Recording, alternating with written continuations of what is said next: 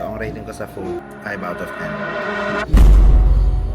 December 25, and I want to experience this spa sa gym Hotel and Spa. And I wanted to experience it myself, yung ako lang. So right now, I'm here sa locker room nila. So I just arrived like 11 a.m. I get 12 hours of stay. Kagandahan dito, very secure ng ano ninyo. Kasi pala double lock pala yan. Wow. Kapag sinarado mo na, you can't open it simply by having this. Kailangan may assistance talaga ni Kuya. Sana mag-enjoy ako.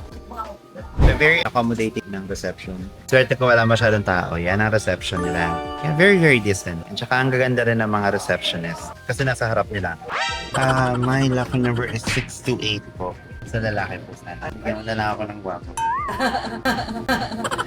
But ito po yung for buffet po. So this is their buffet area. Later, we'll be trying it. But this is Korean po. Yes po yun. Tinutour talaga nila ako here. Ay, this is your movie room. Ayos na mga ano sila, oh. Mga games. Sleeping capsule. Okay. Very, very nice. Wow. I like it. Na-excite ako matulog siya. Yan. Nandito na ako sa play area nila. At ako yung unang-una dahil mahilig akong kumain. So, may mga gulay, ganyan. Tapos ito, mga pansit, diba? Their space is super good. So, tingnan mo. So, may beer tower pa sila. Oh. The feels is like, ano talaga, very Korean, ganon. Old style na Korean. Parang feeling mo nasa Korea ka, ganon. Those old Koreans. There's a family na enjoying ang buffet nila. Korean din naman ang atake ng mga food. So, di ba, may pa fruit sila, tapos may mga ganyan. Also, may rice naman. So, yung juice, tapos yung soup. Hopefully, masarap. Minsan, mga blunt yung itsura, medyo may lasa naman. Pero let's see here, kung totoo nga. The food is pretty decent, in fairness. Ano naman siya, makakain mo naman. Pero wala siyang wow factor. Siyempre, kapag mga ganito experience, diba, food ang parang isa sa mga nililook forward mo. So, ang rating ko sa food, 5 out of 10. I'll be trying the wet area na. Good luck. I hope you enjoy ito. Ito naman yung movie area. Okay naman siya. Okay naman yung taas nila, ceiling. Ayan siya. Furnace naman. This is their capsule area. Ganda naman. Nakakalungkot din talaga pumunta sa mga ganitong lugar na mag-isa ka lang. Wala, I chose this. Mag-me time ako sa sarili ko. So, andito naman ako ngayon sa massage area nila. Furnace, very malinis naman nung ano nila. So, ganyan. Kung gusto mo maligo, pwede rin pa rin. Ayan. Tutur tayo ni Les ng very, very quick lang. So, punta kami ngayon ni Les sa third floor para mapakita namin sa inyo facilities na nandun. Nice, ang ganda. Love it. Oh, hindi ko ito nakita. Yun! O, diba na, ano niya pa sa inyo? Wow! Oh my God. Anong tawag dyan? Table tennis? Yeah. Yan. Sobrang dami pala pwedeng gawin. So, talaga, well, yan. Yan, meron din ganyan. Yung kids area din. Pag-iiwanan din pala ng mga bata.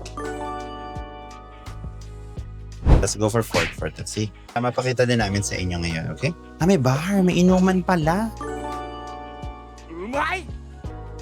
At may mga VVIP din daw sila. Ang ganda. Parang meeting room na rin siya, no? Kita mo din yung view sa labas, oh. Yan, so meron din silang medium KTV right here. Ganda. Old fashion. Ang classy ng datingan talaga. Grabe. And then they can order drinks and pulutan. Yun. Oh, may mga paganyan pa sila. So this is the largest. Ayan, yung mga mayayaman dito nagmamadyong yan. O, pak, ganar. We are personally inviting you to visit Jijimbang and then experience this. I believe sa 1499 ko, na in-avail, makakapunta na ako dito, no? Yes. Yes.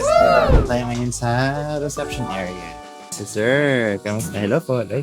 Hello guys, since I'm loving spa recently, we actually visited Jijimbang. Pero i-explain sa atin ni Leslie kung ano bang pwedeng maasahan nila dito just in case they visited this one. Kasi ang ganda ng experience ko. So the facilities is more of like medyo old style. How many years this has been operating? 3 years po, sir. In fairness, napakadami nilang facilities for massage as well. Hindi ko pa nga nabisita lahat pero satisfied na ako. So dito Leslie, ano ba yung best time na pwede sila mag-visit na hindi ganun kadami yung tao? Weekdays po tayo, sir. Those are best days. How about yung time? 24 hours po tayo dito, sir. Yung rate lang po natin ng weekdays is 1,299. 12 hours stay, may massage na po siya, 1 hour nun. Okay. Tapos, all access amenities na po siya, sir. Wow. Weekend naman po natin, sir, is 1,499 po siya, sir.